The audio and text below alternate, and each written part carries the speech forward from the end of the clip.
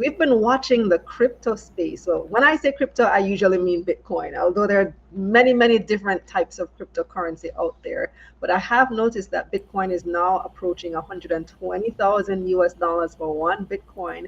I remember earlier this year when it passed 100,000, right around the Trump inauguration time, and that was a big deal. And since then, we're up almost 20% from then, and that was already a high. So, what accounts for this surge on Bitcoin specifically, and does it apply to other types of cryptocurrency as well?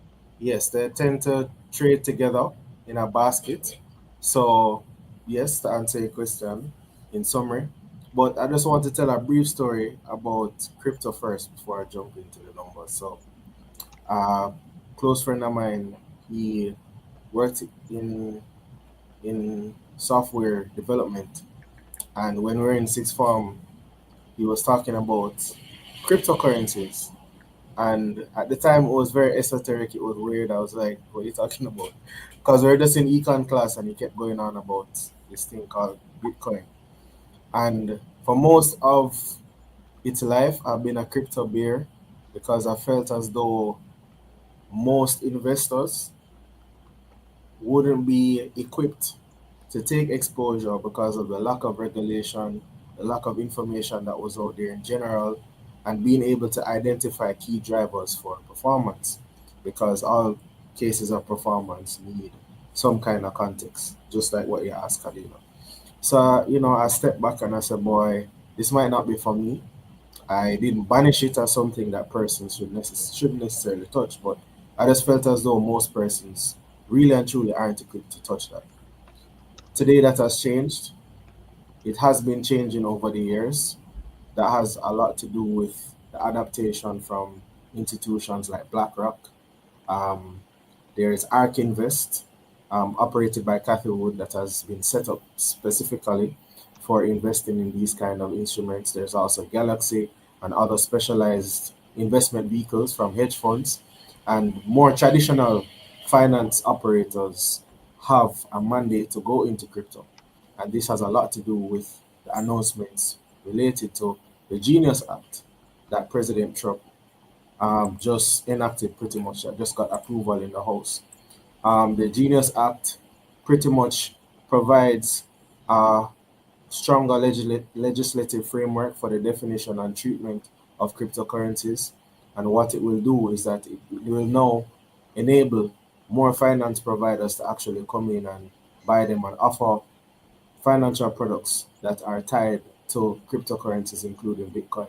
So there's significant upside in the medium term potentially because of this, because it's something that just happened, and it will take a while for these products to be developed and launched in the market and actually adopted by clients. The next thing is that there are large asset managers like Fidelity, as you mentioned, who have just started to go into cryptocurrencies, and there is one side of it where persons will go in and trade it. Some persons speculate, but there are instances where cryptocurrencies are actually used as a payment method to settle transactions. And beyond that, they're actually used to create financial products. So that's two different channels that drive increased volumes, trading volumes for cryptocurrencies, including Bitcoin. So Bitcoin is like a reference currency, just the way we look at the US dollar as a reference currency. Um, some persons consider it as a gold standard in the crypto space, but it actually doesn't have the most liquidity. There are other cryptocurrencies that might have more liquidity. Ethereum is said to have more liquidity than Bitcoin. But the point is, regardless of what investors choose, it's key for them to understand why they're investing in it, what they're investing in, to do their research as much as possible, especially because the asset class is still so young. But we have to acknowledge that there's significant upside because, for example, the S&P 500, it's up 13.4% for 1 year as at today, while Bitcoin is up 81.9% for 1 year.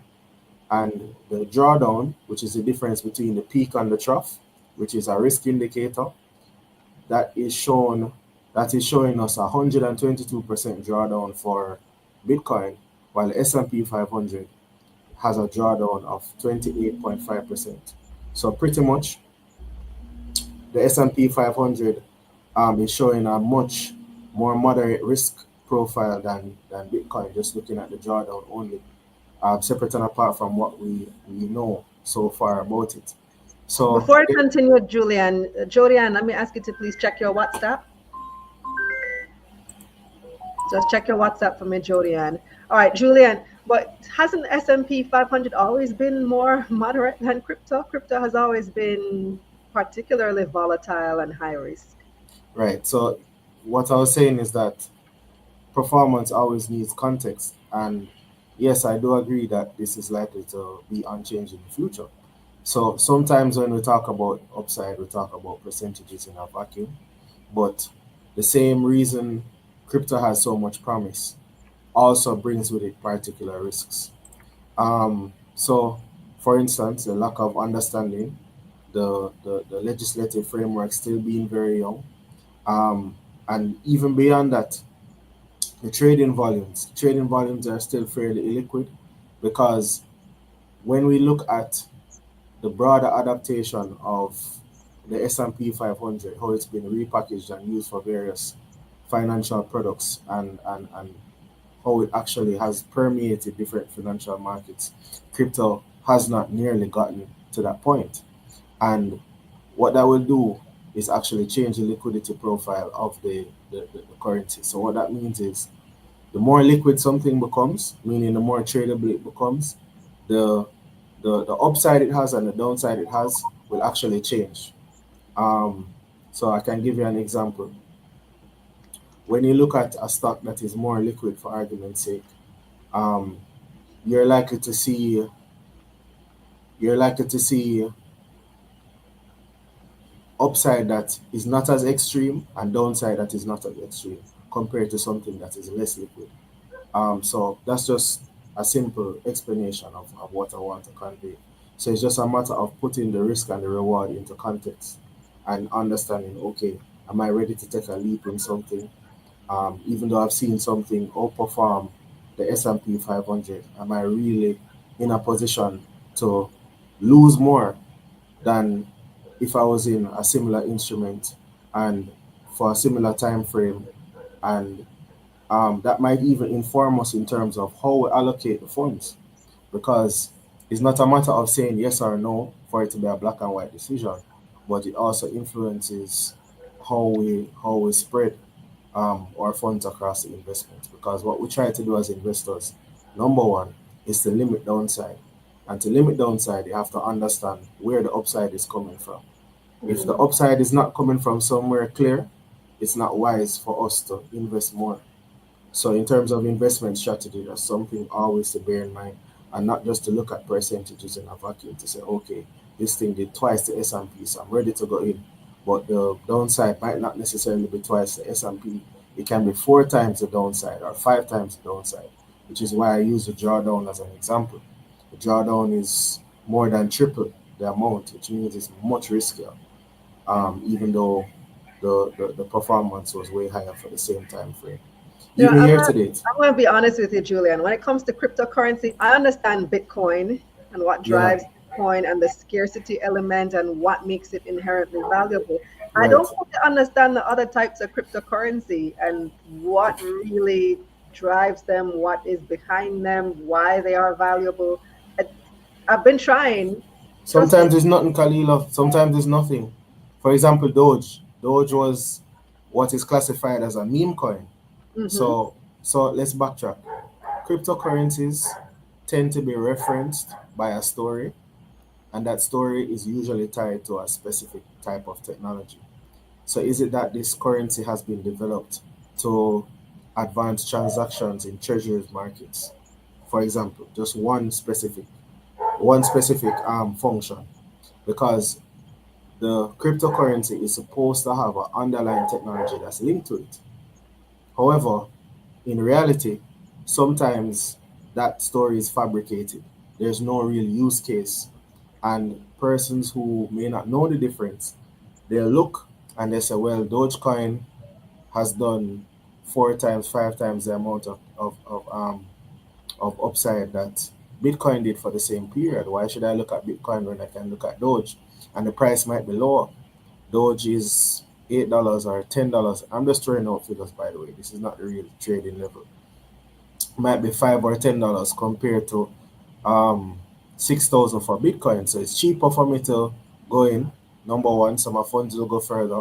And number two, I can see more upside because performed it has outperformed for the year. So I can just go in. This is how persons might rationalize. But the key is, what's the risk? What's the chance of downside? Are you investing in something that has a fabricated story, or are you investing in something that one, institutions are already using? So what you find is that more funds are coming into the asset that you already bought when So institutions how do back you it. know? How do you Mhm. know as an investor what to choose? Right, that's what we're getting into. So you have to, it's wise to follow the money, pretty much. You have to do a little bit of following when it comes to the market, especially when you're a smaller investor, because you want the tail to be behind you. You want the wind to be at your tail. You want a tailwind, meaning that you want to be investing in what institutional investors are investing in within the context of cryptocurrencies. What do I mean? When you're buying an asset, you want to ensure that there's an institution that's willing to sell if you want to come out. And also, you want to be investing in an asset that has institutional appeal that's likely to come. So just because it has been around for a while, it might not necessarily mean that more institutions will come in the future. But you have events like the announcement of the Genius Bill. And the Genius Bill means that more institutions are going to have to take more crypto demand. And because they're going to take more crypto demand, it means that trading volumes for crypto, like Bitcoin, is likely to increase in the future. So that is having the tail at the wind at your tail. So that's a tailwind. So that's potential upside. That's not based on a trading forum and somebody named CryptoJack 3000 telling you, hey, it's gonna go up. There is actually because of an announcement tied to a law, and Right. institutions have already started to purchase it. Institutions like Fidelity and BlackRock, these institutions have a lot of funds that they have to invest, and those funds have to go somewhere. Many of them have reached their limits as it relates to traditional stocks, and they have to generate new financial products to offer to clients. One, for diversification, and two, because as I mentioned before, they have hit their asset limits. So they actually need to create new channels to invest. And So take more your than so take your right, cues from the big money people. it's wise to invest with the not necessarily just big money, but the smart money. It's key to Mm, follow the money. You follow don't them. just invest just because they're doing it, but it is a very important factor, No, you especially take as a smaller investor. yeah, as a cue, the Genius Act, Ryan says, Genius Act creates a clear and simple regulatory framework to establish and unleash the immense promise of dollar-backed stablecoins. Julian, do you think Jamaica should do a stablecoin? But it wouldn't be the government. It would be somebody would have to come and do it and peg it to the J dollar, I guess. I don't know. Given what happened with Jamdex, does it? No, no, we're not ready for that yet. We have to get certain aspects of our KYC down pat, meaning that we have we have a solid KYC program that we have adopted. However, what I'm really communicating is our program has to engender more international trust, because as it is now in the finance world, and I mean international finance now, not Jamaica Stock Exchange, but beyond that, regionally, globally, Jamaica is still heavily associated with fraud, um, with a lack of clear um, how can I put it? I have to word this very carefully. A lack of clear follow through as it relates to changing our financial regime to increase confidence in not just our financial markets but our banking system, how we begun to mature, all of that. So all of that has to happen first before we can start to get into the sexier stuff that we can start saying, okay, cool. Because I feel as though some of these factors affected the rollout of Jamdex. I really have to applaud BOJ for what they did. in being leaders and innovators, and I do believe it was necessary because we have to try in order to take learnings. But I feel as Mm, though Jamdex was early because of where we are in terms of confidence. A lot of persons don't that's trust true. our infrastructure. Jamaicans, overseas Jamaicans here, persons who interact. I want to raise an important point just to close off my point. Many of the persons of African descent on Wall Street are actually Jamaicans, either first or second generation Jamaicans. So the point I'm making is if we had a lot of boxes checked as it relates to um, confidence, trust me, Jamaica would transform almost overnight. Because the persons behind the desks, a lot of the decision makers, either their parents were Jamaican, or they were born in Jamaica, or their grandparents were Jamaican on Wall Street right now today. So Interesting. we just need to get it done. Worrell Anderson says crypto is only speculative and buying stable coins with good use cases is a good option for any portfolio. Would you agree with that? Wouldn't say any, wouldn't say any, because what I did mention is that many cryptocurrencies don't have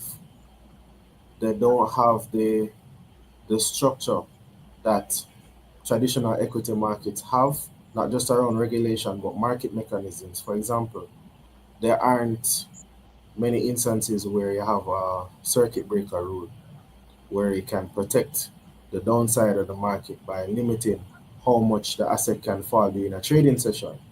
So in theory, you could buy Bitcoin at 500 and it can go to zero the following day. It can happen in theory. But with things like the Genius Act and institutions coming in, because the dynamic will change because of who is trading these assets and why they're trading these assets, those instances are less likely. However, the volatility profile is far greater, so I definitely wouldn't say any. What I would say though, on the other side of the coin is I believe investors have to look at tech one way, shape, or form. If it is that you're investing in the software or you're investing in a hardware producer that feeds the software from an infrastructure standpoint, but tech is a must some way, somehow. And it's just to invest in something that has clear customers, proper regulation. They have their nuts and bolts as it relates to governance. It's not a fly by night entity that's out of somebody's garage, but you have to have tech somewhere in your portfolio because what we're living through is not going to happen again, not in the same way. So it's very prudent to look at tech. I won't tell you how. I'll tell you the different channels, but I can't tell you what might be right for you. But I would highly endorse tech somewhere, somehow in the portfolio going forward for the rest of our lives at least. This is not going to happen again. Thank you, Julian.